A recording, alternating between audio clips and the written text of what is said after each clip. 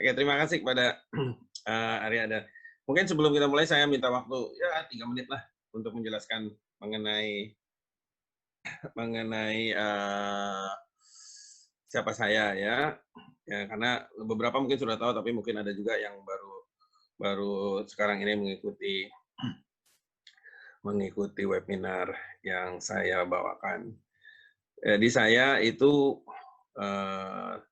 dalam 12 tahun terakhir ini saya praktek melulu adalah Chinese medicine, tapi sebelum itu saya selesai kuliah di Fakultas Kedokteran UI, ya, dan kemudian saya banyak sekolah yang lain yang nggak selesai, menunjukkan bahwa saya orangnya biasa-biasa aja atau cenderung bodoh malah ya. Kemudian akhirnya saya ketemu di New Zealand, saya ketemu dengan traditional Chinese medicine, yang gurunya orang bule juga, tapi terus kemudian saya melanglang buana ke Tiongkok ya, ke Nanjing, tempat di mana waktu itu Arya juga lagi sekolah, jadi kebetulan aja ya. Arya ini keponakan saya, rada KKN gitu ya. Nah di Nanjing saya banyak belajar sekaligus praktek di Rumah Sakit Xinhuai di Nanjing. Kemudian tahun 2014 saya ke sana lagi, mengulang lagi internship saya di rumah sakit. Dan setelah itu mulai tahun 2016 saya menggunakan makanan sebagai obat ya. Jadi saya adalah saya mendalami apa yang disebut sebagai TCM food therapy. Nah itulah yang bisa saya sampaikan. Jadi saya pernah sekolah macam-macam lah, sekolah massage terapi, sekolah occupational medicine, macam-macam ya. Ya gitulah. Nggak kelar yang kelar malah yang saya cari sejak 30 tahun yang lalu dan bisa menjawab semua pertanyaan yang muncul di kepala saya waktu saya sekolah waktu itu di Fakultas Kedokteran UI dan waktu saya menjadi seorang dokter. Jadi sekarang saya melulu hanya menggunakan TCM dalam praktek saya sehari-hari ya di klinik saya. Oke ya, kita mulai aja ya. Nah, oke, assalamualaikum lagi warahmatullahi wabarakatuh. Selamat siang, salam sejahtera pada semuanya. Oke, kita mulai. Nah, jadi di dalam dunia yang penuh dengan kabar macam-macam ini, apalagi dengan adanya medsos ya. Zaman dulu kan cuma ada koran, ada TV, ada radio. Sekarang yang namanya kantor berita itu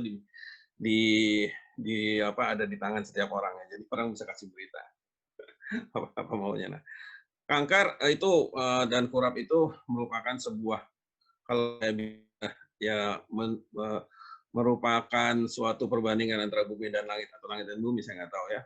Jadi seperti yang tadi disampaikan oleh Arya, kalau orang didiagnosa dengan kanker, maka semua akan berakhir gitu ya. Kalau kurap ya nggak enak ya, nggak nyaman, tapi ya oke lah, cuma kurap gitu. Tapi betulkah demikian?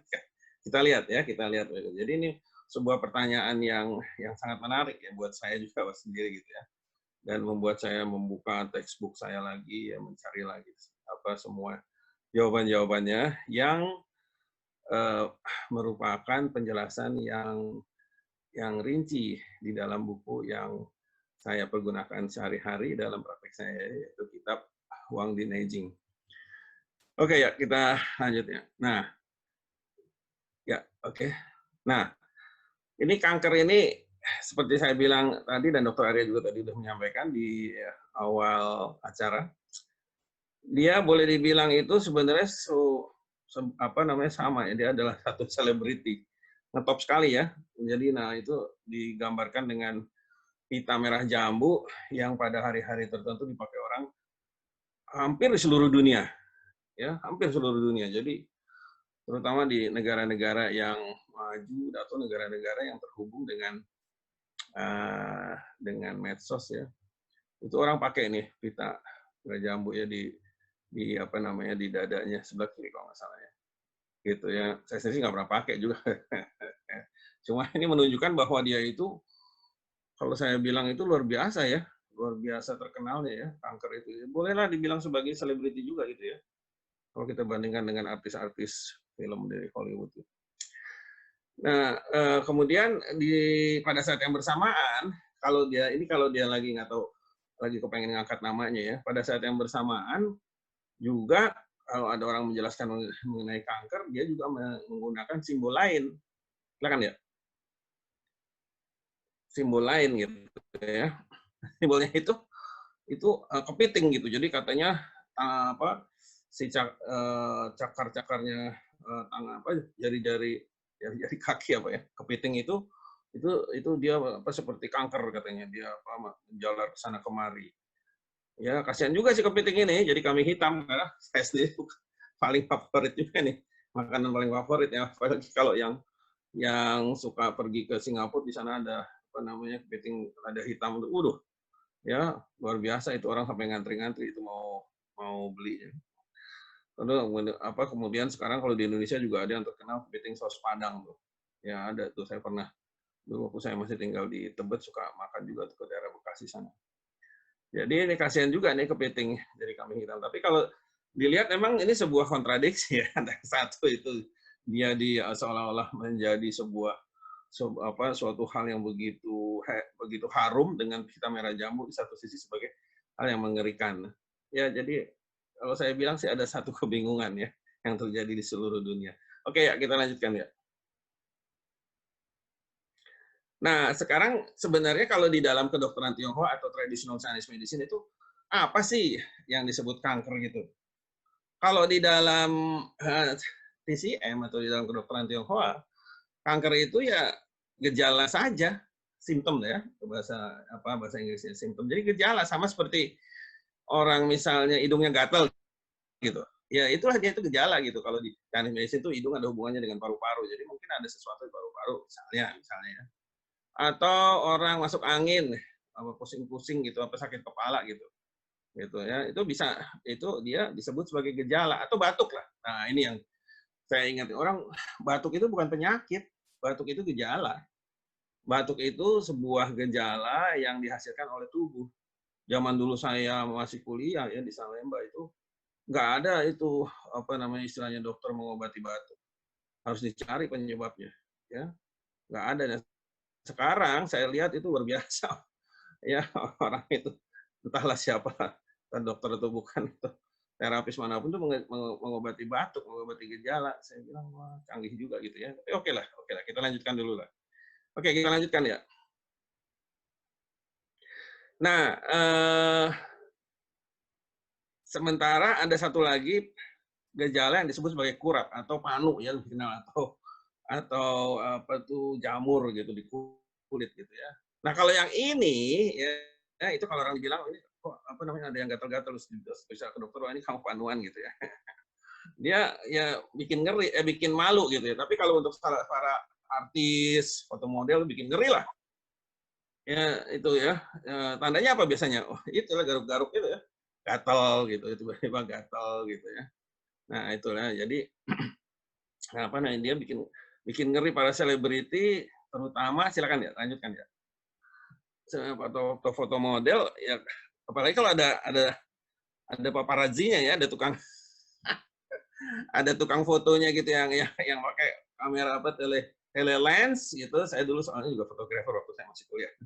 Ya, pakai tele lens ya bisa ngambil dalam jarak 1000 meter gitu. Nah, terus kelihatan, wah itu jadi, bintang film ini ternyata dia panuan gitu. Ngeri kali bisa putus kontrak gitu.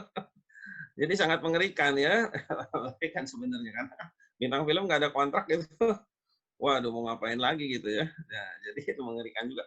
Tapi kalau di dalam TCM itu apa sih? Coba. Kalau di dalam TCM. Silakan ya. Kalau di dalam TCM sama aja. Dia juga sebuah gejala gitu.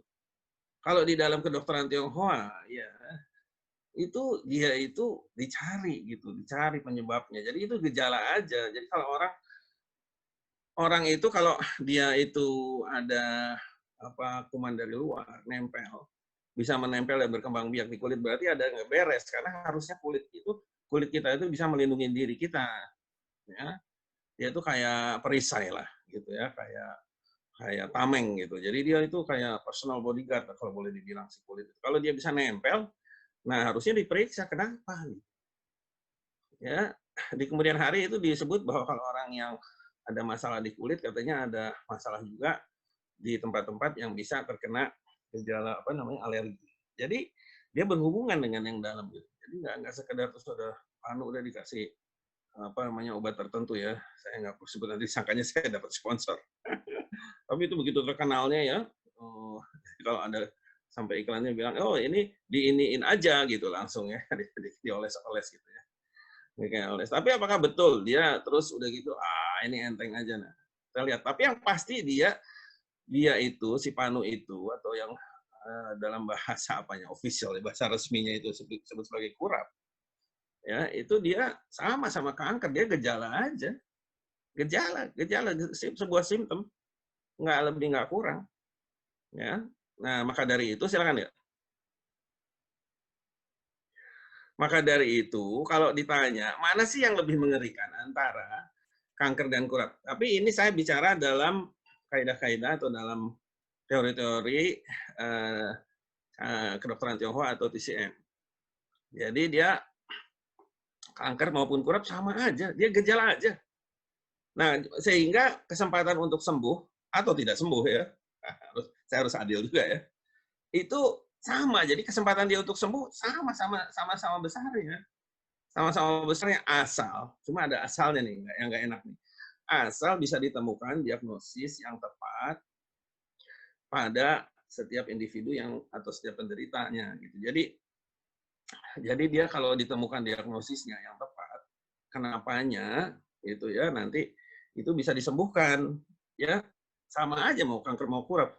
Saya kemarin ngintip-ngintip ke Facebook, saya sebenarnya nggak ada waktu gitu, cuma saya paling cuma nulis aja di situ saya pasang udah gitu nanti ya saya lihat ada respon orang nggak udah yang lain bukannya sombong tapi saya nggak. Tapi kemarin saya punya waktu ngintip-ngintip ternyata orang yang punya masalah dengan kurap dan panu itu ya jumlahnya ya nggak sedikit gitu dan mereka bilang sampai saking saya penasaran ada satu orang saya penasaran udah berapa lama sih enggak nih katanya baru dari minggu lalu tapi luar biasa gitu ya dan respons orang untuk menolong dia dalam tanda petik itu juga luar biasa bisa ratusan orang yang kasih tahu di ini kan lah di itu kan dan sebagainya ya gitu ya.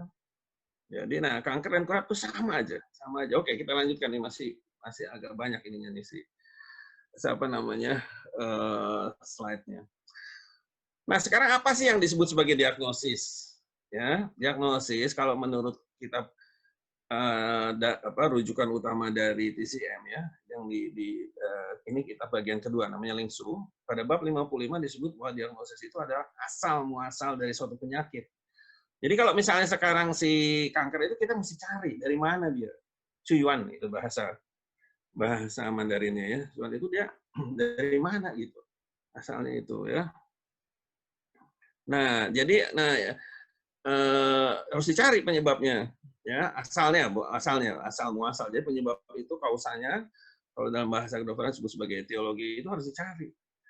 Nah, kalau kita lihat perjalanan penderita kanker ya kemungkinannya itu ya kemungkinannya sebagian terbesar dia ya nggak bisa diselamatkan kan, gitu kan. Pada satu penelitian di Inggris disebutkan bahwa 100% penderita dari kanker payudara itu akan kembali lagi dalam 15 tahun balik lagi gitu. Jadi kebayang ada orang yang udah di terapi di rumah sakit dengan yang apa namanya metode yang termodern ya itu dia harus menunggu tuh 15 tahun balik lagi nggak tegang sekali ya gitu ya. Ini opsinya gitu ya. Jadi ya apa namanya menurut saya kita harus sadar juga harus realistis dalam hal ini gitu ya. Sementara opsi dari penderita kurap, ya bingung aja. Bayangin kalau kehilangan kontrak ya. Atau lagi SMS-an atau lagi telepon ada yang nguping apa namanya satu selebriti yang berkeluh kesah ini gimana ya panu gua kok nggak hilang ini ya. Nggak enak gitu kan, waduh bisa hilang kontrak itu ya. Para influencer itu bisa, waduh gimana dia bikin apa namanya menasihati orang untuk beli produk kecantikan, tapi ternyata dia panuan nggak enak kan, gitu kan? Oke ya, nah jadi itu kita harus realistis soal itu. Ya, saya nggak kemarin saya jumpa yang apa orang yang pasang jempol kakinya ya ada jamur yang nggak sembuh-sembuh. Cuma saya nggak tega lah apa nanti dia ikut di sini nanti dia ngamuk-ngamuk sama saya. Tapi dia bilang itu dia sudah bilang sampai ada yang terakhir itu ada yang kasih itu dicelup aja di minuman apa gitu. Jadi pokoknya saya bilang ya Allah, saya bilang ini kok bisa sampai seperti ini ya orang apa saking mencari kesembuhan jadi udah udah yang saya bilang nih apa aja orang boleh bisa ngomong boleh ngomong dan mungkin dia mau coba gitu ya. Nah kalau di dalam TCM silakan ya itu apa namanya kita kan semua bukan semua dalam TCM tapi dalam semua di dalam semua metode dalam semua cara. Kalau kita mau melakukan sebuah terapi atau pengobatan baik kanker maupun kurar ataupun yang lain ya, yang dicari kan kesembuhan, kesembuhan yang paripurna ya. Nah, apa sih sebenarnya definisi sembuh? Kita kembalilah, kita nggak jangan jangan apa namanya bicara pokoknya, katanya nggak. Kita bicara di dalam Kamus Besar Bahasa Indonesia disebut ya bahwa sembuh itu adalah kembali sehat. Ada, silakan yang punya KBBI di situ di perpustakaannya di rumah itu ambil deh, buka deh. Apa yang disebut sembuh? Itu kembali sehat. Saya udah buka gitu. Nah, sementara kalau di dalam kedokteran Tionghoa yang merujuk kepada kitab klasik Huang Denejing bagian pertama Suen ya, Canon of Medicine. Di dalam bab 5 disebut bahwa yang namanya sembuh itu adalah kembali sehat dan tanpa obat lagi gitu. Jadi kembali sehat dan tanpa obat. Ya, ini ada di dalam bab yang judulnya penjelasan yang rinci mengenai kehidupan apa menghargai kehidupan dan bagaimana cara menjaga kesehatan jasmani. Silakan ya.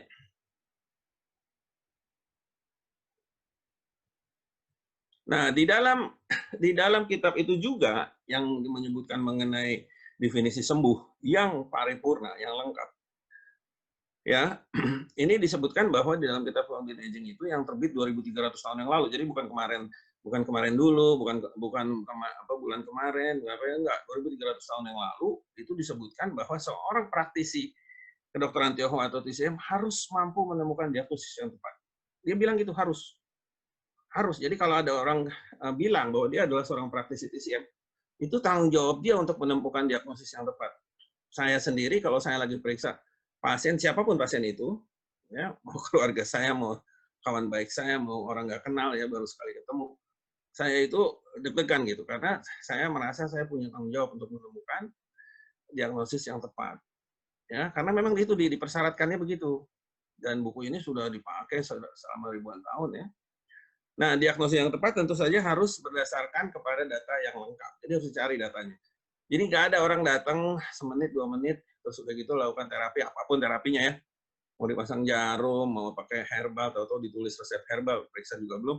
Waduh, saya bilang kalau dari pandangan kedokteran Tionghoa yang berdasarkan kepada kitab Huang Dinejing itu nggak cocok gitu loh. Nggak cocok gitu. Mungkin dia punya buku yang berbeda, ya nggak apa-apa. Tapi kalau dalam kedokteran Tionghoa yang sekarang saya pakai dalam praktek saya sehari-hari, nggak ada yang seperti itu. Harus dicari datanya yang lengkap. Sehingga yang disebut sebagai pengobatan atau penata laksanaan terapi di dalam foundation aging itu bisa rapi dan terencana. Jadi bukan tebak-tebakan. Ini kita ngurusin nyawa orang ya. Ya kalau kanker tadi kan cuma hilang kontrak masih hidup. Nah kalau kurap ya maaf kalau ketahuan kurap atau panu paling ya hilang kontrak malu dan seperti itu tapi orangnya masih hidup. Kalau kanker gimana gitu loh. Kanker orang datang dengan kanker di klinik saya pasien yang kanker itu ya yang kebanyakan hampir 100% datang pada stadium 4 terminal gitu. Biasanya malah udah dihentikan pengobatannya. Jarang yang stadium 3 jarang, stadium 2 dan 1 nggak ada. Nah, sehingga saya punya tanggung jawab untuk menyembuhkan pasien-pasien itu ya dan ya itu bukan suatu pekerjaan yang sederhana gitu, tapi ya karena saya sudah memilih dan saya suka karena saya bisa mendapatkan jawabannya.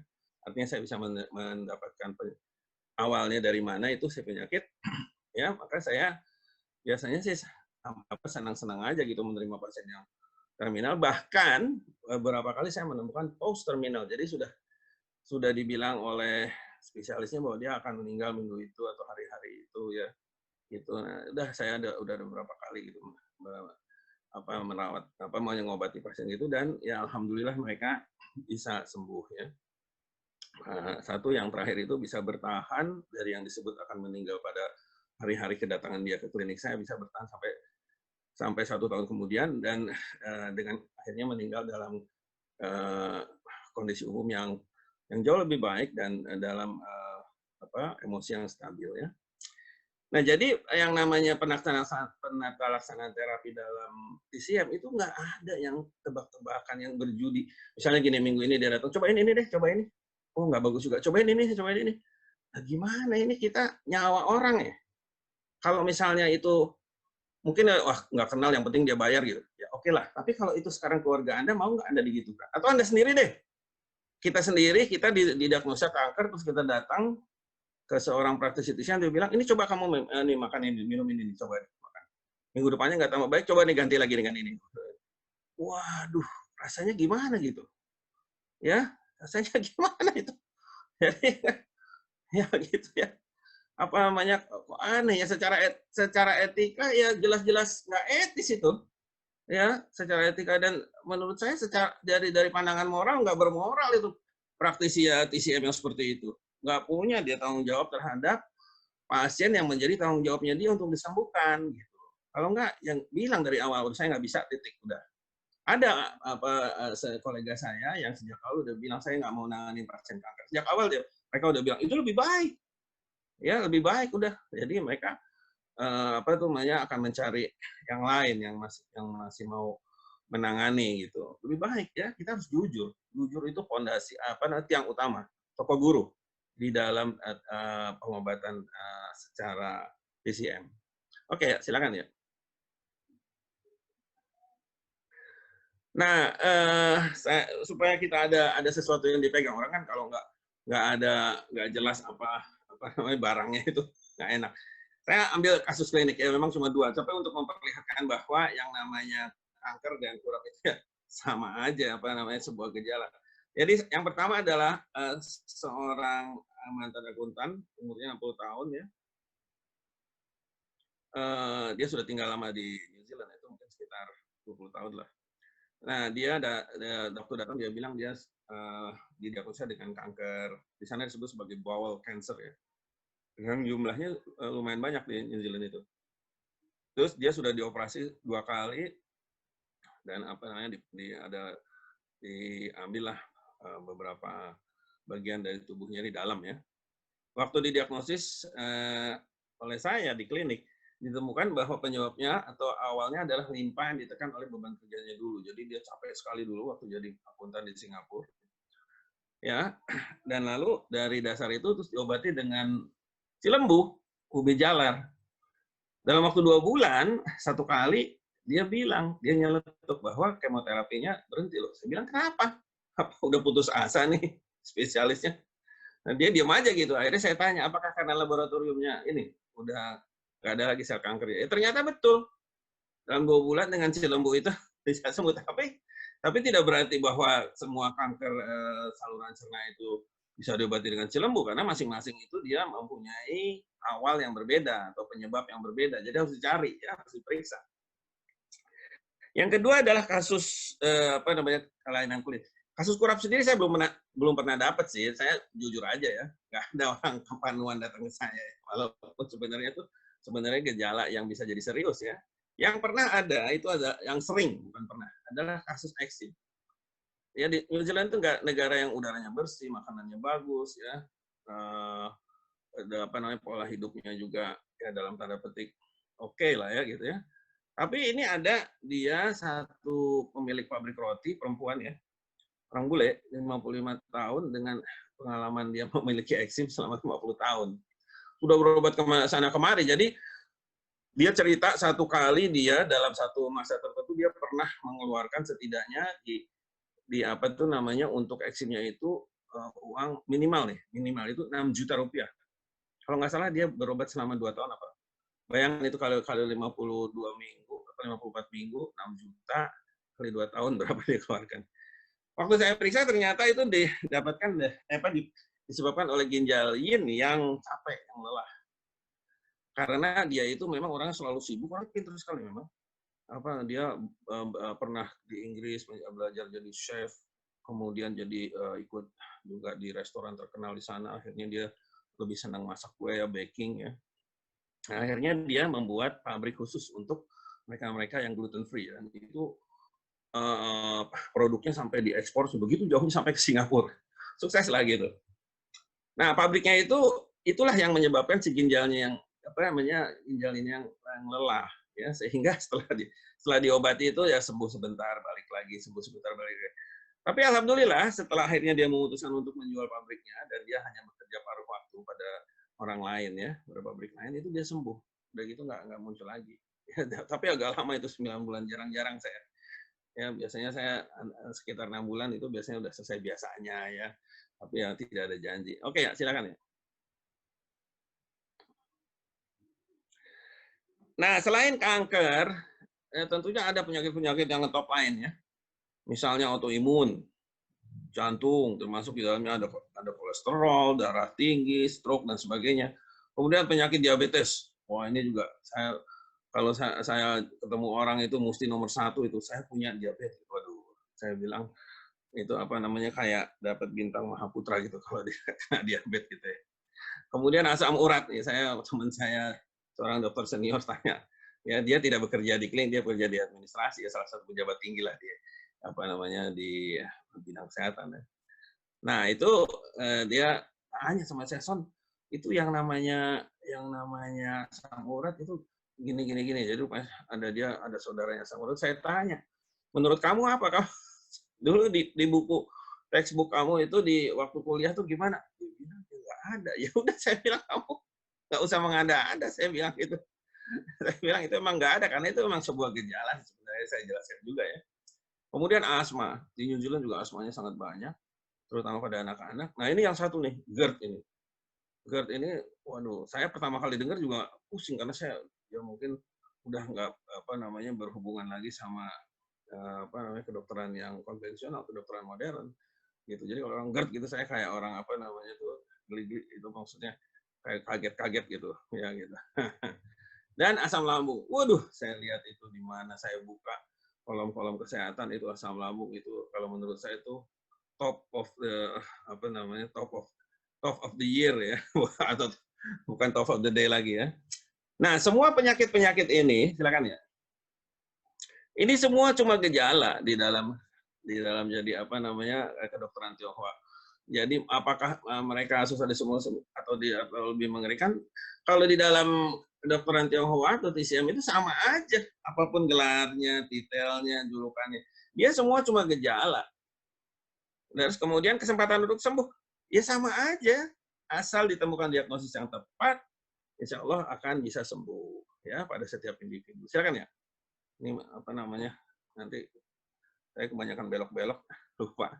Nah, kembali lagi, apa sih yang disebut sebagai diagnosis? Diagnosis itu adalah asal muasal ya dari suatu penyakit yang ditegaskan di dalam kitab Huang Dinijing yang tadi saya bilang itu ya, bagian keduanya, karena ada 2 bagian Huang Dinijing.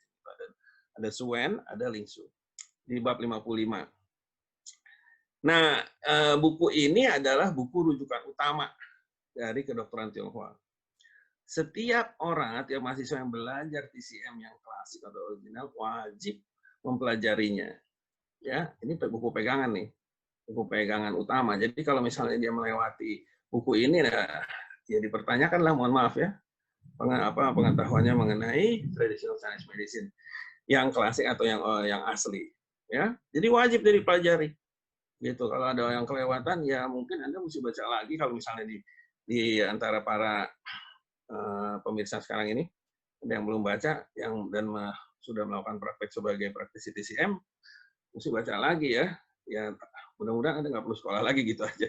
Oke, silakan deh. Gitu. Karena semuanya ada di dalam situ bagaimana cara diagnosis dan cara-cara penyembuhannya.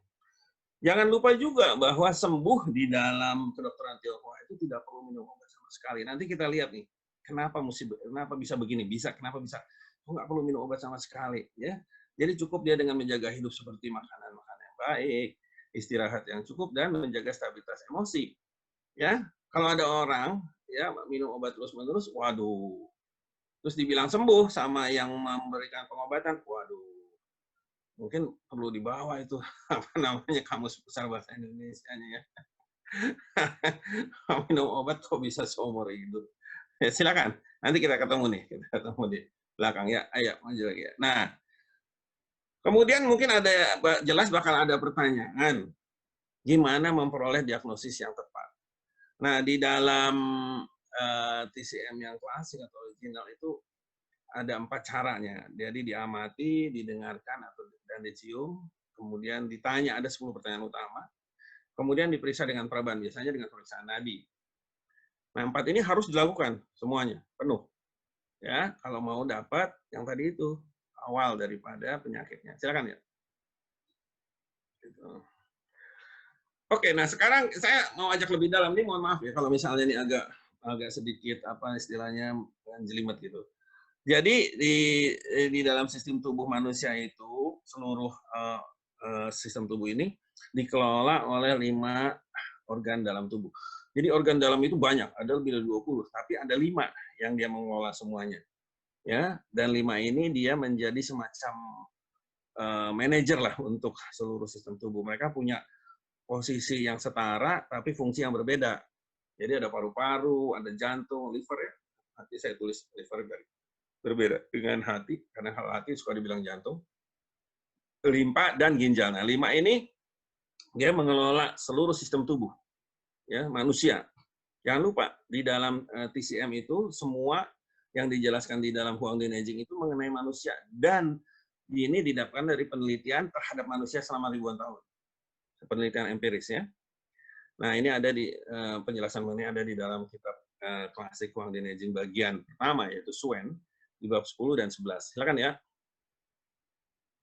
Udah hampir 30 menit nih ngomong-ngomong. Nah, udah lebih malah.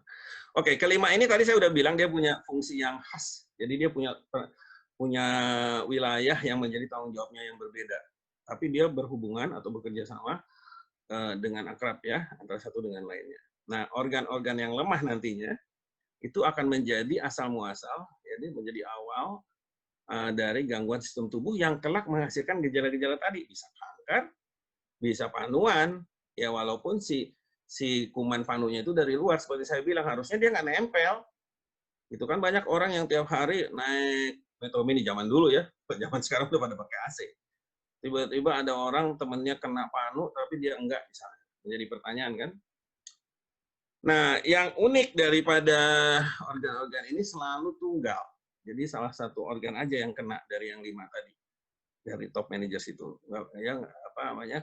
Walaupun misalnya yang lemah 2 atau 3, tapi selalu ada satu yang menjadi asal muasal. Sehingga nanti pengobatannya menjadi sederhana. Jadi kalau udah pengobatannya itu segala macam, nah itu mungkin belum jelas tuh penyebab yang mana. Silakan ya. Yo. Nah, lalu obat apa yang bisa menyembuhkan tadi tuh, baik kanker maupun kurap? Terus lagi ya. Ini kan sekedar pertanyaan aja nih, bukan macam-macam tuh. Nah, apapun jenis obatnya, ya mau dia pakai jarum, ditusuk, mau dia pakai ramuan herbal atau jamu, mau dia dibekam atau di cupping secara TCM ya, ada bekam secara TCM ada, atau dia disuruh meditasi atau disuruh olahraga qigong atau tai chi atau seperti yang saya lakukan adalah menggunakan makanan 100%. Saya menggunakan makanan 100% pengobatannya. Ya, kecuali memang diperlukan saya akan menggunakan yang lain seperti herbal atau jarum, tapi hampir semuanya menggunakan makanan. Nah, dia harus memenuhi kriteria sebagai obat. Nanti kita lihat kenapa. Ya, harus dan selalu merujuk kepada diagnosis yang tepat. Jelas. Ya. Nah, sekarang apa sih yang disebut sebagai diagnosis yang tepat? Di dalam bab 55 disebut seperti tadi. Ini saya ulang-ulang ya, karena ini penting sekali nih pemahaman ini bahwa diagnosis yang tepat adalah asal muasal penyebab dari suatu penyakit. Terus ya. Nah, tadi kan saya bilang harus memenuhi kriteria obat. Apa sih kriteria obatnya? Nah, kriteria obat ini umum loh ya. Seluruh obat harus begini, harus sesuai dengan diagnosis. Misalnya sekarang diagnosisnya katakanlah jantung. Tapi yang diobati ginjal, nggak ketemu kan? Ini sebuah common sense, sebuah apa namanya logika yang sederhana. Ya aneh gitu kalau seorang terapis nggak punya common sense, nggak punya logika yang sederhana aja nggak ada. Orang yang sakitnya jantung, diobatinya ginjal misalnya, ya nggak bisa. Terus dia punya punya takaran, ya berapa banyak. Jadi kalau ada di mana ketemu misalnya lagi arisan ketemu ini loh, kan ini saya punya jantung nih, makan aja itu daun ini daun itu. Tapi nggak ada tuh apa namanya ukurannya. Nah itu jelas bukan obat ya. Kemudian ada cara mengolahnya kalau dia berupa ramuan jamu atau makanannya. Atau waktu makannya kapan nih? Makannya itu kapan? Misalnya makannya tengah malam buta gitu. Nah, bisa juga. Atau nggak ada cara makannya. Terserah aja kepada masing-masing. Wah, waduh, mengerikan juga itu ya kalau ada orang cara gitu terus dia mengaku sebagai seorang terapis yang bersertifikat, berijazah dan sebagainya. Waduh, waduh, waduh, waduh, saya bilang kasihan pasiennya saya sih. Dan dia harus punya durasi sampai kapan gitu loh. Sampai kapan dia berobat ini? Masa masa berobat seumur hidup itu namanya bukan berobat itu. Itu namanya apa namanya istilahnya apa makanan tambahan kali ya atau snack tambahan gitu. Kalau yang namanya obat itu dia punya punya waktu mau 3 bulan, 6 bulan. Kenapa? Karena yang disebut sembuh itu dia sehat kembali, nggak perlu obat. Kalau dia nggak punya waktu sampai seumur hidup, waduh, saya bilang berarti dia mungkin mesti bikin kamu sendiri tuh. Yang disebut sembuh adalah berobat sampai nanti dia dikubur. Oh loh, saya bilang berarti dia punya cara apa namanya apa istilahnya itu bahasa sendiri lah, gitu ya. Silakan. Ya, ya jadi itu sembuh di dalam terutama ini di dalam kedokteran Tionghoa ya, nggak perlu minum obat lagi. Kayak saya seperti saya misalnya saya mengobati orang misalnya dengan daun pepaya. Kalau udah sembuh ya daun pepayanya saya satu gitu ya. Ya udah deh.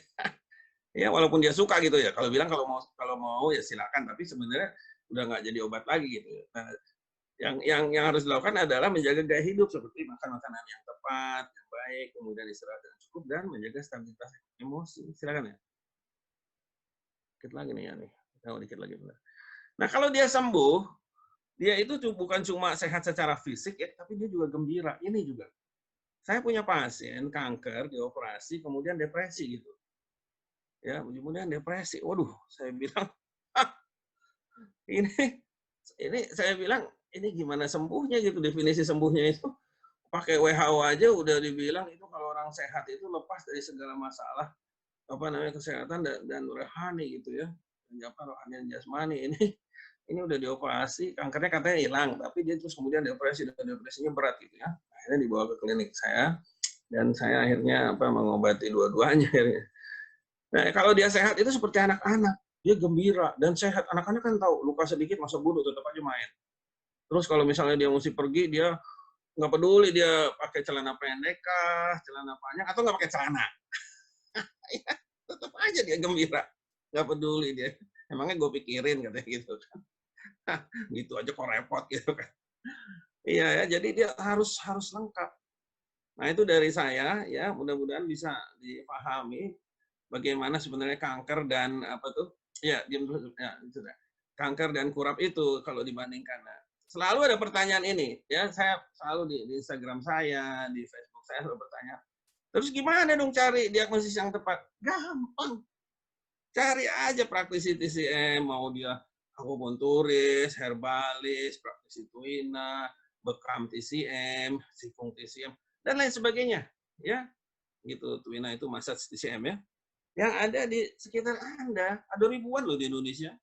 Ya, yang handal, yang mumpuni, yang memahami konsep-konsep PCM yang klasik dari kitab Wang Dinajin. Gitu aja. Cari aja. Ada yang sampai nanya prakteknya kapan di Indonesia. Loh, saya bilang klinik saya di New Zealand kalau mau datang silakan aja saya bilang berapa misalnya mau karena saya mensyaratkan untuk mencari diagnosis itu minimal 5 kali pertemuan 5 sesi. Jadi itu biasanya selesai dalam 2 minggu lah.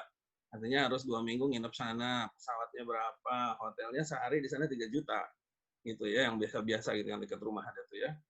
Nah, jadi itu kali lah, 3 juta kali 14 hari, ya bisa sambil jalan-jalan sih, tapi artinya berapa biayanya silahkan gitu. Tapi memang kalau orang-orang yang me, memprioritaskan kesehatan, uang itu nggak ada artinya. Ya, zaman dulu saya masih kuliah aja saya udah dengar ada orang periksa mata ke Houston, ke Amerika, Mas. Saya bilang saya sampai kaget-kaget. Kebetulan tante saya waktu itu suka nganter karena dia dokter. Dia cerita periksa mata ke Houston. Saya bilang luar biasa. Tapi ya, saya bilang nggak salah juga kalau emang dia berusaha sehat apa namanya kesehatan itu merupakan satu hal yang penting ya dilakukan lah. Oke, demikian dari saya. Udah kebanyakan ngomong, silakan kalau ada yang mau tanya ya.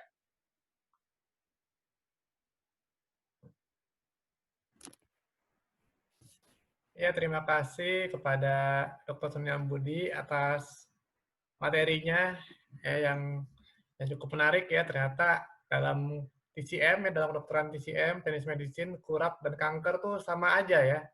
Jadi bisa sembuh ya maupun tidak sembuh ya, sama-sama memiliki peluang yang sama ya. Jadi tidak harus kanker yang lebih bahaya atau kurap yang lebih bahaya ya. Tetap semuanya kembali ke diagnosis yang tepat ya. Jadi sama-sama bisa sembuh ya, asalkan diagnosisnya tepat secara pengobatan TCM. Oke, mungkin teman-teman sini ada yang ingin bertanya. Saya sudah ada beberapa pertanyaan nih, Dok. Ya, ada nih ya. Dari Pak Acep nih. Ada dari Dari Pak Acep nih. Dari tadi nih. silakan Pak Acep Ya, dulu. Pak Acep, apa kabar? Ya. Kangen nih Pak Acep ngobrol. Nah, ini Pak Acep ini dulu dia itu ketua Yayasan Nalanda ya, di mana ada sekolah TCM di sana. Apakah eksim krim itu termasuk kurap? Ya, kalau di dalam kedokteran Tionghoa Pak Acep, kelainan-kelainan seperti itu yang ada di permukaan tubuh, kalau boleh dibilang gitu ya, baik dia sifatnya fisik maupun emosional, itu dia termasuk gejala gitu. Jadi ya bukan saya mengecilkan, tapi yang diobati bukan itu, harus dicari. Ya, jadi kalau eksim kering, mau eksim basah, mau setengah basah, sama aja, harus dicari penyebabnya.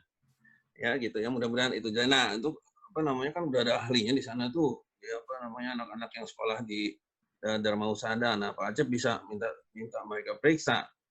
Kemudian dari Ridwan Tan. Nah, Dok, sebelum Rituantan ada yang nanya ini nih. Oke, silakan ya, silakan.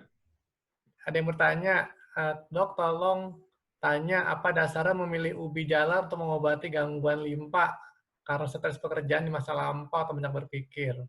Terima kasih. Ini pertanyaan ini menjurus ke Arya sih sebenarnya. Harus belajar yang namanya bukan cuma teori daripada kedokteran Tionghoa atau TCM, teori dasar.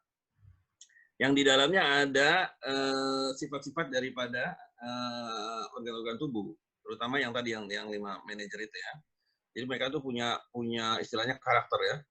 Karakter misalnya kalau limpa itu karakternya itu dia punya rasa manis, warnanya kuning gitu ya. Dan dia dia mengelola apa namanya kekentalan air dan sebagainya.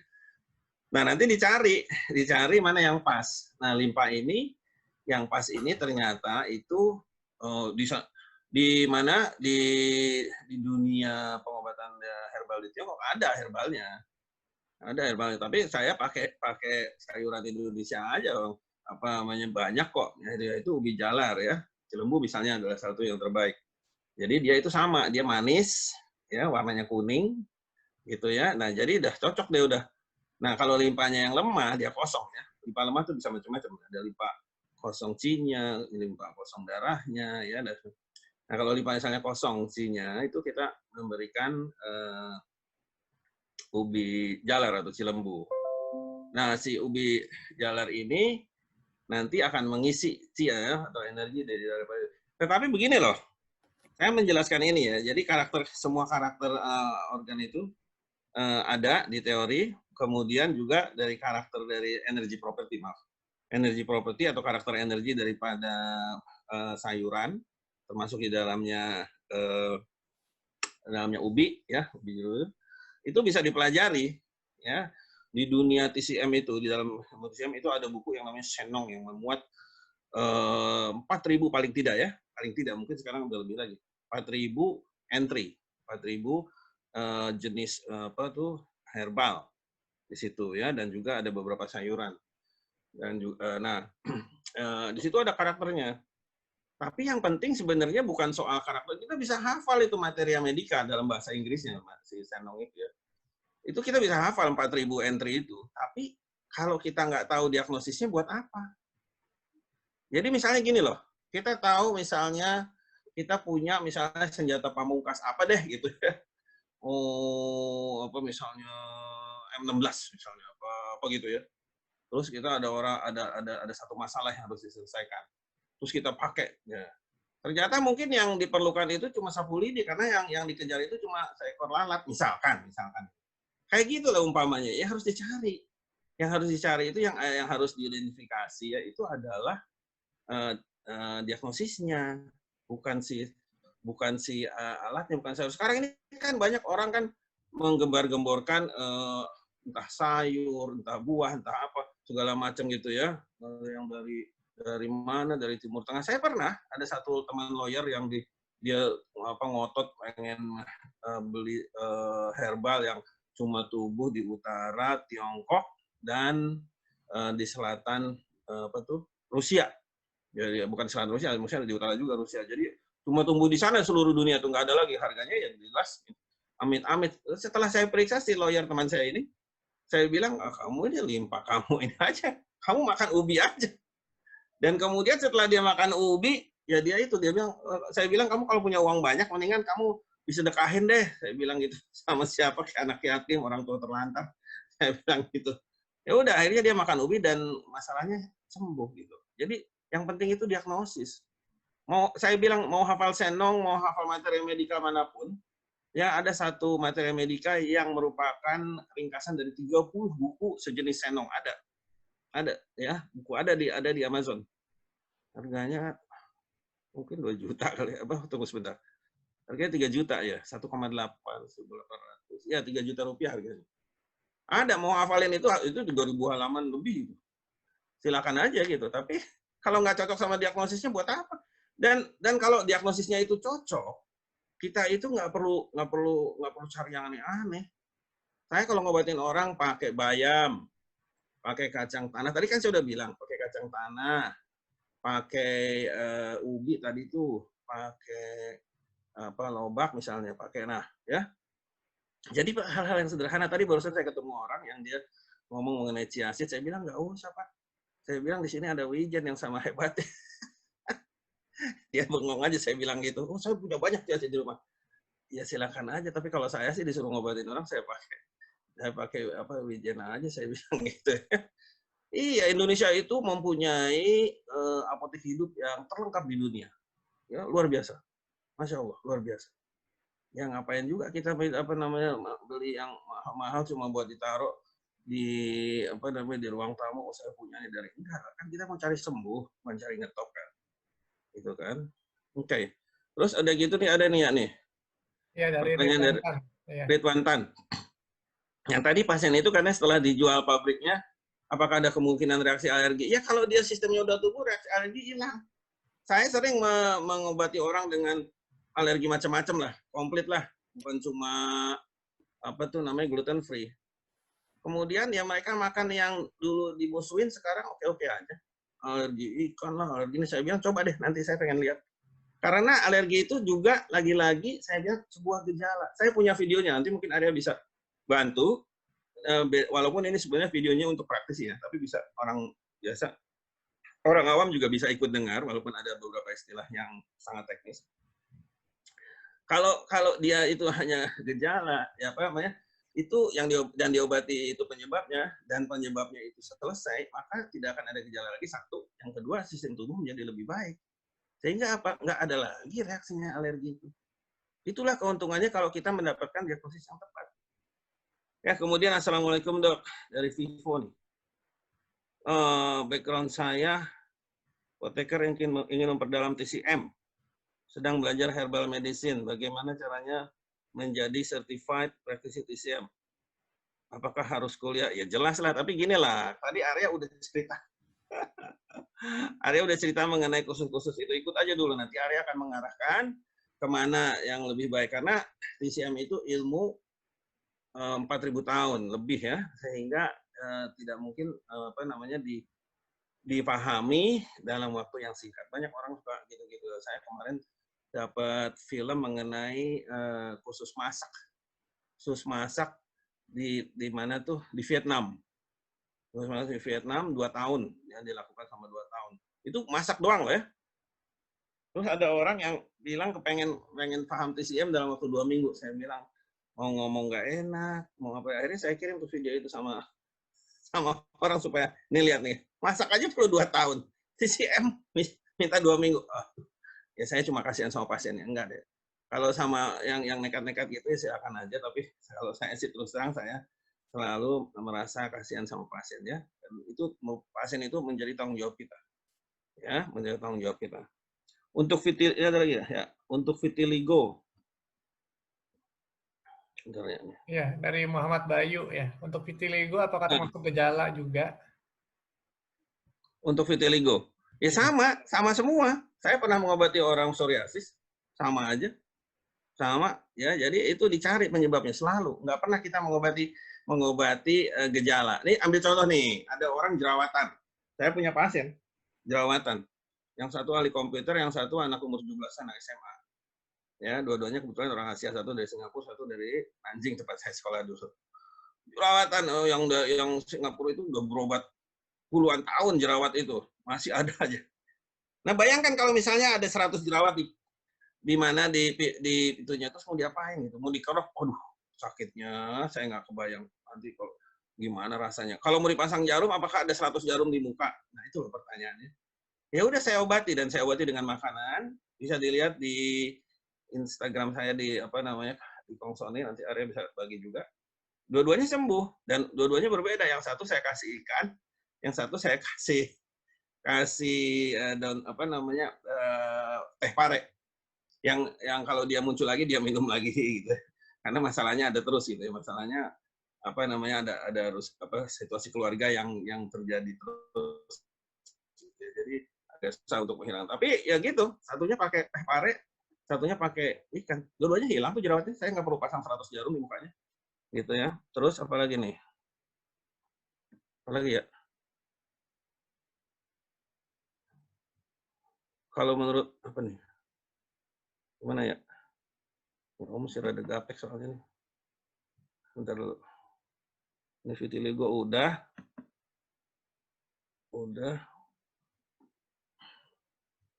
Oh, mohon izin kurap ekstrim seperti kasus baik makanan apa. Ya nggak bisa kurap.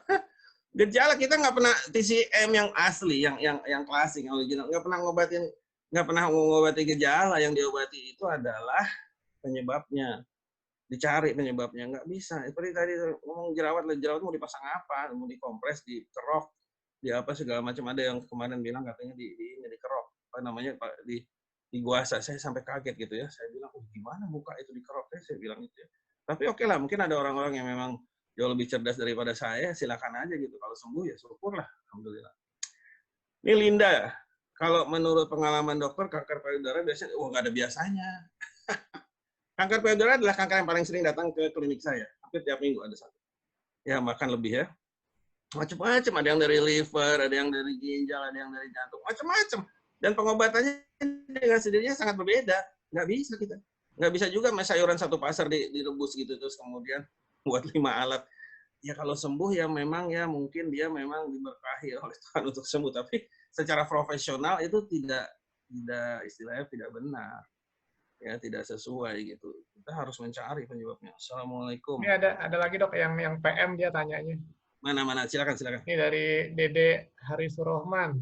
Dia bertanya, dok, dalam ilmu TCM diperlukan diagnosis yang tepat untuk mendapatkan obat yang tepat dan minimal diperlukan 5 sesi. Pertanyaannya, berapa lama waktu rata-rata yang diperlukan setiap sesinya dan berapa kali pertemuan? Apakah cukup sekali pertemuan? Oh nggak bisa jelas. Profesor Tao Kun, guru saya di Nanjing, sana di Tiongkok, itu umurnya waktu itu udah 80, sekarang udah 85 tahun ya. Itu dia minta 10 sesi untuk setiap pasien untuk mencari diagnosis, hanya untuk mencari diagnosis walaupun sudah dimulai pengobatannya. Ya, nah saya aja yang nekat, udah 5 deh daripada repot, tapi beban untuk 10 sesi itu menjadi 5 sesi, jadi ya, luar biasa itunya tekanannya untuk saya. Tapi udah karena saya senang kepada ilmu ini dan saya selalu mendapatkan jawaban dari setiap pemeriksaan ya saya lakukan juga gitu. Tapi 5 sesi, berapa lama sesinya itu? Itu tergantung ya, tergantung. Kalau yang sesi-sesi pertama itu pertama-tama itu bisa sampai 1 jam, kadang-kadang lebih malah. Yang berikut, nah biasanya setengah jam gitu. Gitu. Tapi ya saya, walaupun saya mensyaratkan di klinik saya itu setiap pasien hanya setengah jam. Jadi saya harus kerja ekstra ekstra cepat dan ekstra teliti gitu ya dalam waktu yang singkat. Emang itu emang saya selalu begitu, membuat tantangan kepada diri sendiri lah. Bagaimana saya bisa bekerja dengan baik dalam waktu yang apa namanya terbatas gitu. Ya, terus berapa lama sembuhnya? Itu masing-masing. Ada yang nggak sembuh juga, yang nggak bisa sembuh karena pasien itu lucunya di dalam kitab Huang Di Neijing itu ada disebut di bab awal disebut jangan ngobatin orang yang nggak mau sembuh. Dan kita dikasih tahu orang yang nggak mau sembuh itu seperti apa. Arya kalau udah ketemu ini, dokter Arya kalau udah ketemu sama orang yang nggak mau sembuh, dia terus udah gitu, Bapak cerita ke saya sambil ngomel-ngomel gitu. Saya sih udah ketawa aja gitu ya. Nah, biasanya orangnya nggak serius gitu ya. Ada aja alasannya. Jalan macet, jauh, segala macam. Ke Amerika bisa, tapi kalau di dalam Jakarta, ada nih di Bandung. Jauh dari Bandung Utara ke Bandung Selatan katanya ya. Sensei Yandi itu. Saya sampai bingung gitu. Saya bilang, ini kalau ke Penang deket banget gitu. Ke Singapura itu kayak misalnya mungkin dari Cempaka Putih ke Senen gitu. Tapi begitu untuk pengobatan, untuk kesehatan dia di dalam kota sekecil Bandung itu jauh sekali gitu. Nah itu jadi orang-orang seperti itu yang disebut di dalam Neijing itu orang yang tidak mau sembuh dan para praktisi itu dibilang nggak usah dilayani, nggak usah diobati. Itu begitu tegasnya Neijing bilang karena memang orang-orang seperti ini memang nggak bisa sembuh, mau diapain lagi gitu ya. Nah ada dari siapa ini Nur Fitria. Ya, assalamualaikum, izin bertanya. Waalaikumsalam. Pasien biasanya datang dengan suatu penyakit tertentu dengan nama kedokteran modern. Bagaimana cara kita selaku praktisi PCM, bagus nggak pertanyaannya, menanggapi hal demikian? Bagaimana kita memberikan penjelasan? Jadi, terus dia bilang gini, memberikan penjelasan agar tidak bingung sendiri. Loh, kok bisa bingung? Karena bahasa TCM dan Western Medicine berbeda. Ya enggak lah. Ya enggak, kita bilang aja itu gejala. Dia mau datang pakai apa? Saya pernah dapat pasien gagal ginjal. Gagal ginjal. Benar-benar dia udah cuci darah 3 kali seminggu. Ya saya jelaskan aja. Kemudian saya periksa, saya obati. Ya alhamdulillah dalam 6 bulan kemudian ginjalnya berfungsi lagi. Ya, udah jadi dijelaskan aja. Ya, kalau misalnya orangnya dia itu memang mau sembuh, dia harus mendengarkan penjelasan kita. Ya, kalau pasien-pasien yang cuek, ya itu tadi yang termasuk tadi itu, yang dia memang nggak mau disembuhkan, ya udah kita juga mohon maaf gitu ya, silakan. Kalau saya sederhana, saya buka pintu, silakan cari yang lebih pintar dari saya, gitu aja. Sederhana aja saya. Saya nggak mau mengecewakan orang kan. Ada orang yang emang nggak punya niat sembuh ya, masa saya mesti maksa nanti dianggap saya mengganggu hak asasi orang. Kemudian di mana bisa mendatangi klinik TCM? Ya kan tadi udah saya bahas tuh ya. Nanti dibagi ya itunya ya. Itunya apa tuh namanya? Apa tuh? PowerPoint-nya ya. Iya, iya, iya. Kalau ada yang mau itu ya. Itu apa namanya? Silakan loh. Saya kalau lagi bagi ilmu bagi aja gitu, nggak ada masalah. Di mana mendatangi klinik TCM tadi udah saya jawab, silakan ya. Saya sendiri di New Zealand kalau mau datang ya silakan ke situ saya gitu ya. Dalam TCM saya pernah baca kalau puasa intermittent kurang dianjurkan. Menurut dokter gimana? Termasuk juga praktek bekam atau kop yang mengeluarkan darah kotor. Waduh. Wah, ini udah detail nih. Saya dimintain fatwa nih. Wah. Gini ya, jadi kalau dalam TCM itu, semua itu ada tujuannya. Dan itu jadi nggak ada misalnya orang itu misalnya gini lah. Kalau misalnya orang sakit, misalnya dikasih sesuatu yang sama. Misalnya ada di bekam, di punggung, semua di punggung, enggak. Ya. Harus dicari penyebab, harus dicari diagnosisnya.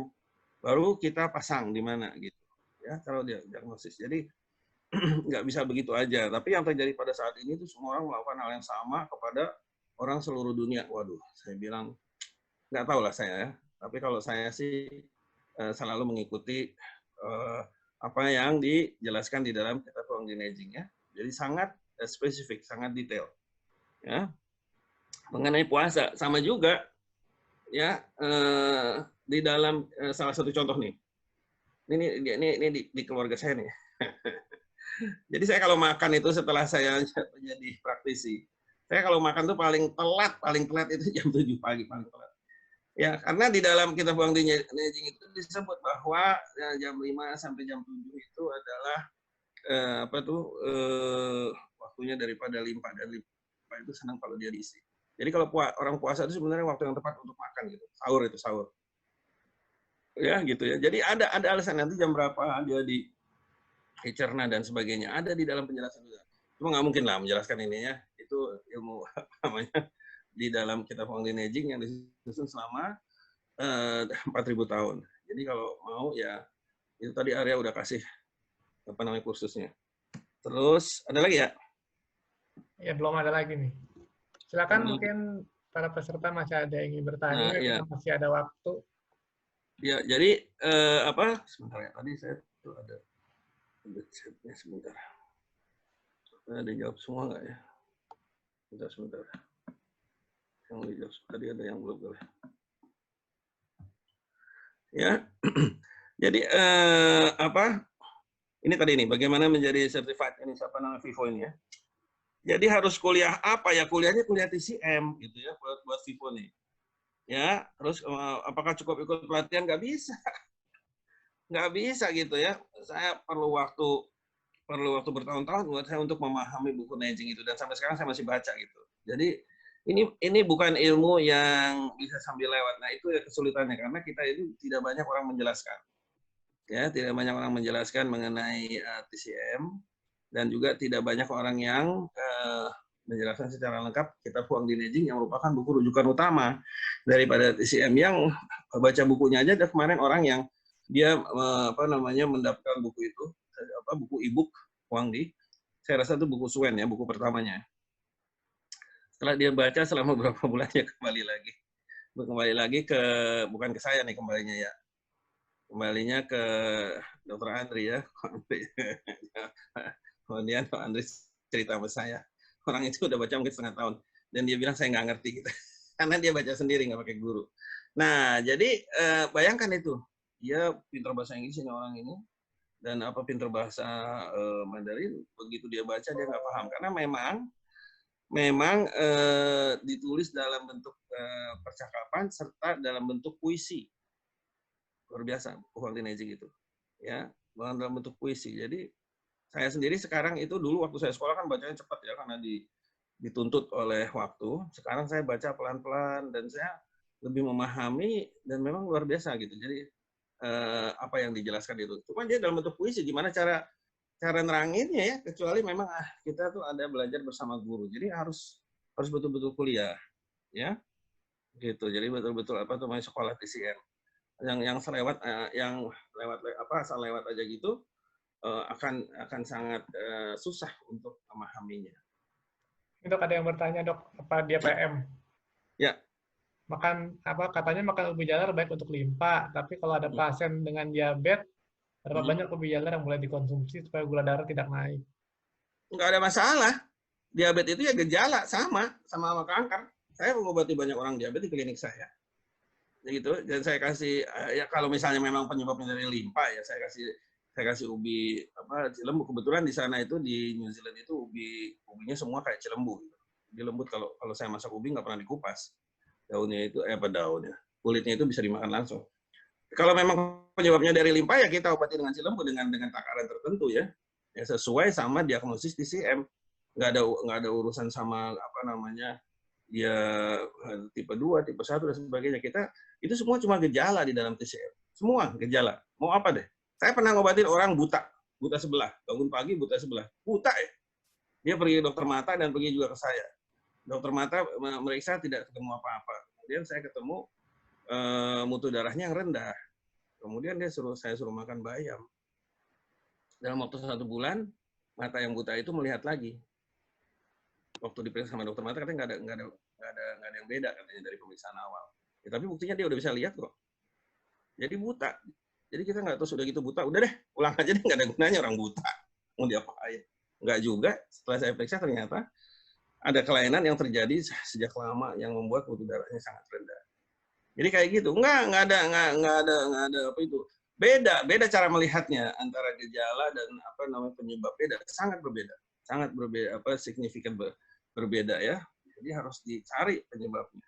Dan saya tadi udah cerita gimana cara pemeriksaannya. Tentu saja untuk mengetahui lebih dalam, ya seperti tadi ada 10 pertanyaan utama dan sebagainya, itu harus belajar, harus baca buku, belajar bersama guru, ya kayak gitu.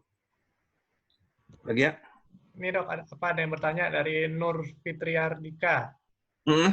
Ya perihal jam limpa yang tadi dokter bahas tadi, seingat saya aktifnya jam 9 pagi. Kenapa bukannya bagusnya di waktu sahur atau sebelum jam 9 pagi, padahal aktifnya jam limpa jam 9. Terima kasih. Iya, enggak. Jadi dia memang apa kalau diisi sebelumnya itu dia limpanya lebih senang gitu, udah disiapkan gitu. Begitu apa makanya agak sulit menjelaskan mengenai detail ini ya karena ada proses dari pergerakan dari apa namanya maksudnya jam daripada organ tadi ya dari waktu-waktu kan dia setiap 2 jam. Nah itu ada setiap 2 jam dia berubah ya. Nah jadi kalau limpanya dia diisi sebelum waktunya dia limpa itu menjadi apa lebih gembira. Aneh kan? Aneh nih. Coba saya kalau ngejelasin itu orang yang pertama kali mendengarkan apa tentang TCM itu dia matanya ke saya itu dia bilang nih orang apa ngaco apa bohong gitu kan. Jadi alat-alat di dalam tubuh kita itu mereka itu mirip dengan ya apa seperti kita jadi dalam bentuk kecil gitu. Jadi dia hidup gitu. Sehingga kalau dia tuh diberikan apa yang dia inginkan pada waktunya atau sebelumnya dia jadi gembira. Nah, kalau dia gembira dia akan bekerja atau fungsinya dalam hal ini ya akan berjalan lebih baik. Ini penjelasannya. Kalau dijelasin lagi nanti mesti 1 hari lagi ya seperti khusus makanan itu apa terapi makanan gitu ya mudah-mudahan bisa itu. Ya saran saya sih mulailah dengan kursus-kursus online. Nanti lama-lama kalau memang tertarik itu ya mungkin bisa dilanjutkan dengan kuliah-kuliahnya gitu. Ya dan kalau orang memang mau belajar ya harus ditekuni. Nah, kalau saya kebetulan saya sudah mencari ilmu ini selama lebih dari 30 tahun dan begitu saya ketemu, saya senang karena apa? Jawabannya ada semua di situ. Ya, selama ini saya kalau lihat orang yang sakit nggak sembuh, saya bilang nggak ada jawabannya. Sekarang ini saya punya jawabannya semua. Dok, ini ada dari Ridwan Tan lagi. Hmm? Iya, terima kasih untuk penjelasannya. Mau tanya, keluarga saya ada yang menderita penyakit ginjal, katanya sudah Hmm? ada pasir-pasir, dilihat melalui USG, kira-kira pengobatan apa yang bagus? Ya, semuanya itu harus diperiksa. Ini buat Bu Ridwan ya. Semuanya harus diperiksa. Periksa secara TCM. Karena seperti saya bilang, yang namanya, saya udah bilang bahwa saya ketemu orang yang sudah cuci darah bahkan. Ya, bukan cuma ada pasir-pasirnya lagi, udah cuci darah. Selama, kalau nggak salah 9 tahun ya. Udah cuci darah 3 kali seminggu. Ya kalau kita lihat apa namanya situasinya, kita lebih baik udah deh apa namanya apa istilahnya bikin wasiat deh kayak gitu kan. Kalau saya sih enggak, saya merasa tertantang. Kebetulan dia mertuanya apa sahabat saya waktu SMA. Saya periksa, kemudian saya ketahui dia itu ada masalah yang terjadi 65 tahun yang lalu. Jadi waktu saya terima itu, bayangin coba ya, waktu saya ketemu dia 69 tahun, dan saya ketemu masalahnya itu terjadi sejak dia berumur 4 tahun, bayangin ya. 4 tahun ya, 65 tahun berlangsung. Yang menekan sistem ginjalnya. Ya. Nah kemudian, dan itu datang dari paru-paru. Ya udah saya obatin pakai paru-paru, apa di paru-paru zaman itu saya masih pakai herbal ya, masih pakai herbal sama pakai jarum ya. Dalam waktu 6 bulan, kemudian dia kembali normal setelah paru-parunya sembuh. Jadi, tapi tidak semua dari paru-paru ya, jangan salah ya, tidak semua penyakit ginjal dari paru-paru. Jadi ada dari macam-macam. Saya punya satu orang dengan lupus yang juga ginjalnya juga hampir gagal, ya. Itu dia datangnya kebetulan dari ginjal juga gitu. Nah ini jarang-jarang. Saya obati ginjalnya dan setelah itu dia ginjalnya menjadi apa namanya 100% fungsinya. Ya, beda. Jadi harus diperiksa. Nggak bisa seperti banyak orang tanya. Kemarin ada om saya yang tanya mengenai kawannya sakit apa terus dia kirim foto lidah. Saya bilang lidah itu cuma ketepatannya maksimal 15%. Saya bilang kalau salah cahaya bisa cuma 5%. Dia langsung berhenti. Oke, saya ngerti. Jadi harus diperiksa semua. Nggak bisa asal lewat gitu loh. Nggak bisa. Nggak bisa juga telemedicine. Nggak mungkin. Nggak ada telemedicine dalam itu ya. Mohon maaf gitu ya. Ini memang ilmu kuno lah gitu ya. Kalau yang mau modern-modern silakan, tapi dengan ilmu kuno ini saya berhasil menyembuhkan orang-orang yang oleh metode lain itu tidak bisa diselesaikan begitu. Alhamdulillah, semua itu dari Tuhan ya. Jadi kalau orang mau dapat kesembuhan ya dia harus mematuhi atau menjalani seluruh proses dengan benar. Dengan juga praktisi juga ini apa namanya sebuah ajakan lah. Ayolah kita bertanggung jawab penuh terhadap pasien. Ya, janganlah kita tebak-tebakan gitu. Nggak ada tebak-tebakan di dalam TCM. Kalau Anda apa namanya apa ya? Anda bikin merek, bikin klaim kalau bahasa Inggris. Bahwa Anda itu praktisi TCM, di dalam TCM nggak ada tebak-tebakan. Anda itu bernyawa apa namanya berjudi dengan nyawa orang. Berjudi dengan nyawa orang, nggak bisa. Ya, kalau Anda misalnya apa namanya bilang TCM ya, mungkin TCM Anda TCM lain, TCM, tapi kalau dalam TCM yang klasik di dalam kitab Meijing disebutkan tidak boleh kita itu apa tebak-tebakan berjudi dengan nyawa pasien. Ya, nggak ada itu. Itu apa betul-betul suatu tindakan yang bukan cuma tidak terpuji, tapi menurut saya tidak bermoral. Orang yang tidak punya tanggung jawab terhadap pasien. Sembuh syukur, nggak sembuh bukan urusan gue. Waduh. Ya, kalau menurut saya ini dan juga orang yang menjadi pasien, Anda juga harus bilang gitu ya bahwa Anda tuh tanggung jawab sama saya. Bisa nggak tuh? Pasien saya di sana itu 95% lah itu orang bule. Kalau orang bule kalau nanya enak aja.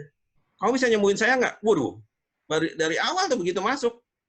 Saya bilang oke, kasih saya waktu pemeriksaan 5 kali, nanti saya kasih tahu. Gitu. Nah udah 5 kali saya bilang, kamu bisa sembuh dengan proses ini. Misalnya seminggu harus datang 2 kali. Saya jarang suruh pasien 3 kali.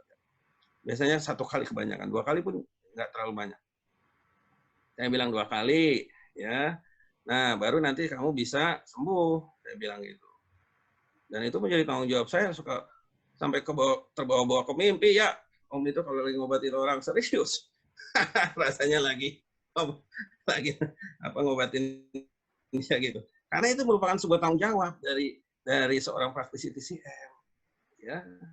Jadi nggak asal itu kalau misalnya dia gagal ya udahlah, ya gimana lah. Tuhan udah nggak kasih dia apa namanya sembuhan. Loh, kok Tuhan jadi kambing hitam? Ya nggak bisa gitu. Coba dulu Anda yang terbaik. Yang terbaik apa? Temukan diagnosis yang tepat. Itu. Gitu kalau itu sudah dilakukan sampai Anda ibaratnya itu keringat darah kalau dalam bahasa aktivis dulu. Udah keringatnya darah. Udah serius betul. Gagal itu cerita lain. Tapi kalau misalnya ini, coba deh ini minggu depan. Coba deh yang ini. Coba. Loh. Ini kasino apa klinik gitu. Dua-duanya luka. Jangan salah kasih merek di depan, mestinya jadi kasino, dikasih merek klinik. Waduh, ngeri kali Pak. Gitu. Oke, apa lagi ya? Ini ada satu pertanyaan PM ya. Ya. Ya, kalau glaukoma, apakah ada kaitan dengan organ liver dan makan apa yang cocok untuk ini? Nggak bisa ngomong apa-apa saya. Itu semua gejala. Saya tadi udah ngomong yang buta ya, buta total. Jadi dia bangun tidur, ini anak lagi S3, dosen dari Semarang. Bangun tidur, matanya yang sebelah kiri, kalau nggak salah itu tiba-tiba abu-abu aja, udah kayak pakai screen gitu, pakai layar abu-abu. Lalu dia panik, dia pergi ke dokter mata, dia periksa dokter matanya, bilang, kamu nggak apa-apa, matanya nih segala struktur bagus, cuma fungsinya nggak bisa dipakai buat lihat. Akhirnya dia datang juga ke saya gitu. Kemudian tadi saya obati dengan bayar. Ya, dan dalam waktu 1 bulan, waktu itu dia akhirnya datang ke saya karena dia tegang, karena dia lagi nyelesain tesisnya, ya dia datang hampir tiap hari lah. Ya, dan alhamdulillah sembuh. Gitu. Jadi nggak bisa mau pakai judul apa tadi kan saya udah tulis, nanti dibagi ya itunya ya, apa PowerPoint-nya. Mau pakai julukan apapun itu semua cuma gejala. Saya punya pasien kanker itu apa namanya dari mulai atas, kanker otak, kanker mata, kanker kulit muka, kanker apa namanya tiroid, kanker apa tuh namanya tuh paru-paru, kanker apa namanya kanker empedu, kanker empedu, pankreas, kanker pankreas, semua sampai ke bawah tuh, perut dan sebagainya. Ada semua jenis kanker itu, komplit, ya gitu kan. Ya itu ya biarin aja kalau saya bilang, yang penting kita periksa, kita apa namanya sebagai praktisi TCM saya akan mencari Dari mana awalnya sampai terjadi kanker itu? Dari mana gitu loh. Gitu. Itu kan judul aja.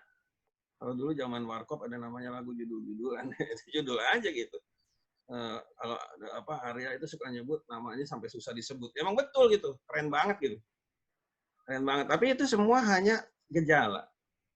Ya termasuk juga kelainan jiwa. Saya pernah ngobatin orang schizofren juga yang menjadi target bully daripada teman-temannya selama puluhan tahun. Setelah dia sembuh, dia balas bulinya teman itu sampai saya dihubungi sama manajernya. Saya bilang kenapa? Enggak, sekarang dia balas bulinya. Akhirnya teman-temannya yang bully itu ketahuan oleh manajernya, mereka yang dipecat gitu. Nah, jadi karena dia sadar dia selama ini dikasih obat yang membuat dia seperti zombie gitu. Nah, jadi nggak ada masalah dia mau dia istilahnya mau depresi sering saya dapat. Mau bunuh diri ada, gitu. Yang nggak keluar kamar berminggu-minggu ada, gitu. Tapi itu semua cuma gejala. Kita harus cari tahu penyebabnya, harus dilacak, gitu. Kalau dia udah ketemu, kita obati penyebabnya, ya. Bukan terus udah gitu kita sekedar mengobati gejalanya misalnya, nggak ada di dalam TCM yang klasik, yang original, yang berdasarkan kepada kitab Huang di Neijing, yaitu itu gejala aja, gejala, bukan sesuatu yang harus kita bikin panik gitu, membuat kita jadi panik, enggak, dicari aja. Ya, saya mendapatkan asma attack, gue lagi anak umur 13 tahun, nafasnya jadi lagi Senin Kemis gitu, dengan febrile, dengan demam yang tinggi sekali, 39 berapa gitu. Mungkin sebentar lagi kalau didiamkan itu langsung kejang dia. Dia dibawa entah kenapa sama ibunya. Ya saya obati gitu, dalam waktu 30 menit, lama juga waktu itu tuh. Biasanya setengah jam udah selesai. Tapi terus udah gitu dalam 30 menit sesak nafasnya hilang. Dalam waktu 45 menit demamnya sudah berkurang, nggak hilang langsung sih. Ya, saya jujur aja. Kemudian dia melanjutkan pengobatannya sampai dia sembuh. Jadi itu semua gejala, mau yang mengerikan kayak seperti yang tadi bilang, yang tidak mengerikan, yang kelihatannya oke. Saya pernah ngobatin orang pilek 6 bulan, pilek nggak sembuh-sembuh. Memang disangkanya pilek itu sesuatu susah, karena dia tidak sembuh-sembuh karena masalahnya selalu ada di sekitar dia. Dia itu manajer bank. Nah, jadi setelah dia ganti kerjaan, itu masalahnya hilang, baru dia bisa betul-betul sembuh. Jadi seperti itu. Semua itu gejala. Nah itu kan ada teman yang itu video saya yang diagnosis dan yang penyebab dan gejala ya. Ada yang di YouTube ya. Mungkin silakan tuh kalau itu bisa ditanya ke Arya. Ini Arya ini murid saya yang paling rajin ini ya, dan juga dia itu kebetulan dia itu ponakan saya, jadi dia ada KKN-nya kan seperti saya bilang tadi. Jadi segala info tentang saya ada di dia. Susah bohongnya saya sama Arya. Apa lagi ya? Ini udah tinggal 3 menit. Boleh nggak, Dok? Satu, Dok. Oh, ya, silakan Pak Ahmad Rofiki, silakan.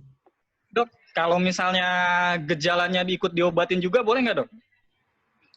Ya boleh aja, tapi buat apa? Karena kalau kita ngobatin penyebabnya, gejalanya hilang sendiri. Ngapain repot? Kalau kita bisa, misalnya ada orang tadi yang matanya buta, terus kita mau tempelin matanya dikompres. Enggak, misalnya kan ada pasien yang dari lambungnya sakit kepala berat, Dok. Kan mau nggak mau kita pijit atau apain untuk mengurangi sakit kepala beratnya. Itu masih dibolehin nggak, Dok? Atau kita tunggu sampai ketemu diagnosanya dulu yang tepat? Ya, ini bukan soal nunggu, ini soal nyari loh. Beda loh. Iya. Nyari, dicari. Beda. Kalau nunggu itu orang tunggu mati, tunggu pingsan, tunggu nggak punya duit. Ya, berarti nunggu. Enggak, dicari dalam TCM.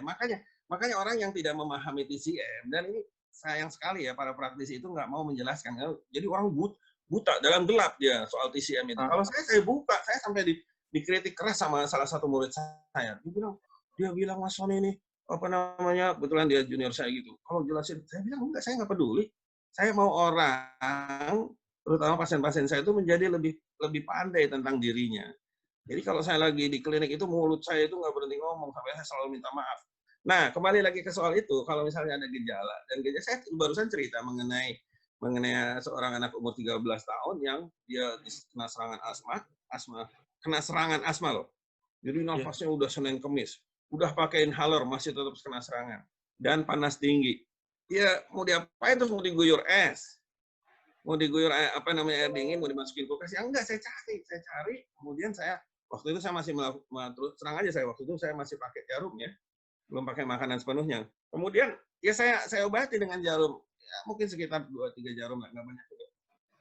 Udah, saya nggak kompres aja enggak, mas saya enggak. Tapi saya monitor terus. Saya monitor pijat-pijat apa yang mau dipijat, paru-parunya. Ya mau ditekan-tekan nggak bisa. Mau diapain? Mau dikasih minyak kayu putih hidungnya. Nggak perlu juga. Nggak perlu dicari penyebabnya. Ini urusan untuk menyelesaikan masalah secara menyeluruh. Orang kan gua ngomong holistik. Di dalam TCM nggak ada kata holistik. Di dalam buku Huang Dinejing itu yang umurnya udah 4.000-an tahun ya. Terbitnya udah cuma 2.300 tahun yang lalu, tapi isinya sudah dibahas sejak 2.000 tahun sebelumnya. Di dalam buku Huang Dinejing nggak ada satupun. Dalam bahasa Mandarin pun kalau dicari terjemahannya nggak ada kata holistik. Nggak ada. Saya berani ngomong, saya bilang ada orang ngomong holistik, saya bilang, oh kita nggak punya, memang kita kuno lah, zaman dinosaurus, saya bilang. Nggak ada. Tetapi apa? Yang dilakukan sangat holistik. Ngerti nggak? Ya, kan? Ada orang yang bilang pakai judul keren-kerenan, inilah itulah segala macam. Kalau di dalam TCM nggak ada keren-kerenan. Yang ada adalah teori yang menyeluruh, yang tepat mengenai tubuh manusia. Kalau saya misalnya, sering saya ini ngomong, ada satu titik yang sangat terkenal, nanti bisa tanya Maria nih, itu di antara jempol kaki sama jempol jari kedua. Namanya Tai Chong, terkenal sekali, itu titik liver 3.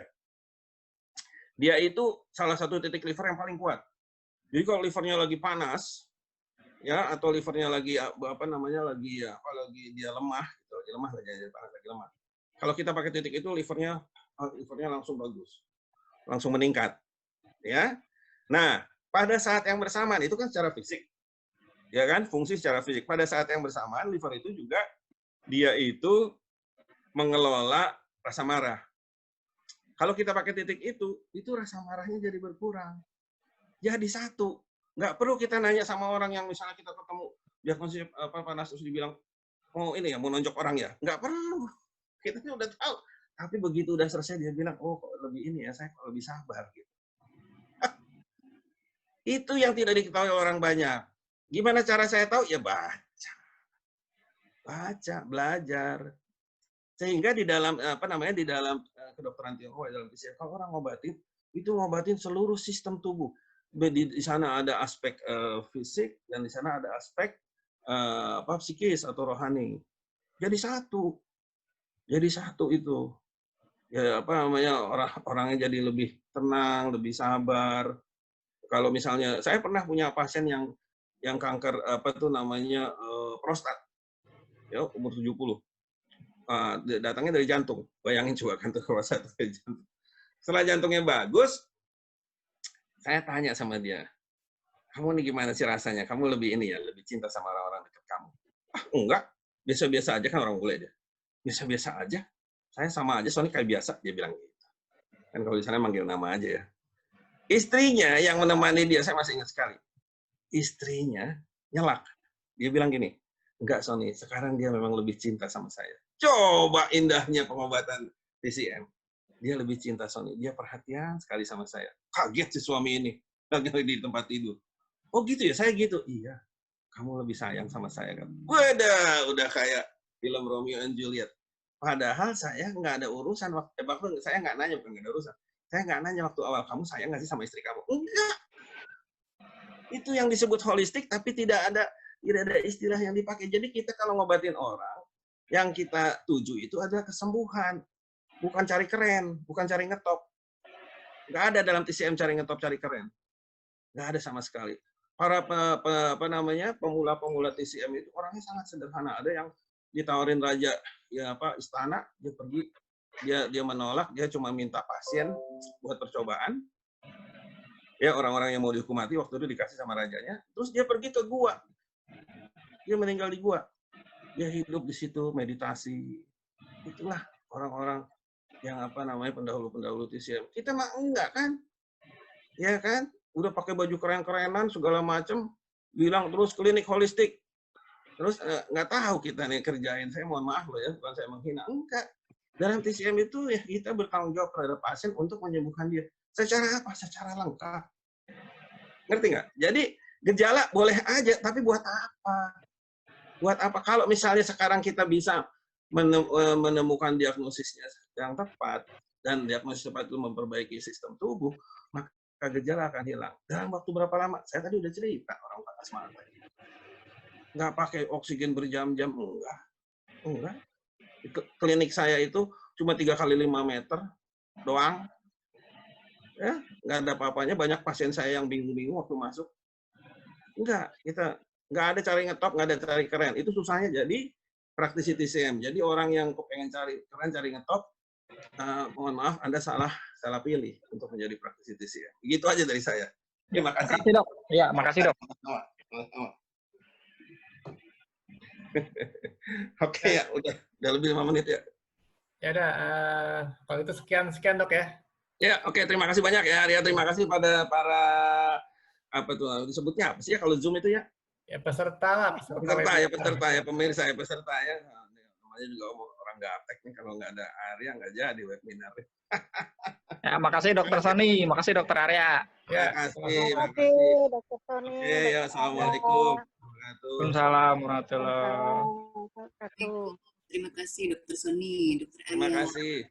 Ya, sama-sama. Ya, sampai jumpa lagi di webinar-webinar berikutnya. Tetap Ya, terima kasih banyak, salam Dok. sehat Terima kasih seimbang. sama-sama, ya.